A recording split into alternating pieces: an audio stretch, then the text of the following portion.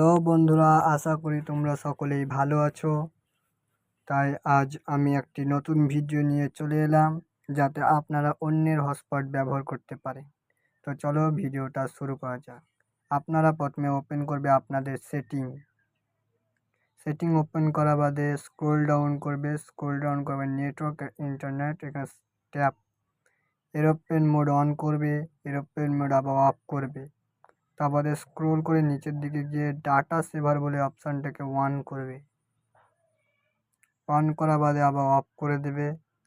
Of হয়ে গেলে back করে নেবে, ব্যাক করে নেওয়ার পর নেটওয়ার্ক অ্যান্ড ইন্টারনেট যে অপশানটা দেখছেন ওখানে ক্লিক না করে ডাইরেক্ট আপনার মোবাইল ডাটার কাছে গিয়ে ওয়াইফাইটাকে ক্লিক করবেন এবং আপনি যেটাকে ইউজ করতে চান সেটাকে ক্লিক করা বাদে এখানে দেখা যাবে যে আপনার নেটওয়ার্ক যেটা আপনাকে ব্লক করে রেখেছে সেটা হয় না, তাই সেটাকে ফরগেট মেরে দেবে।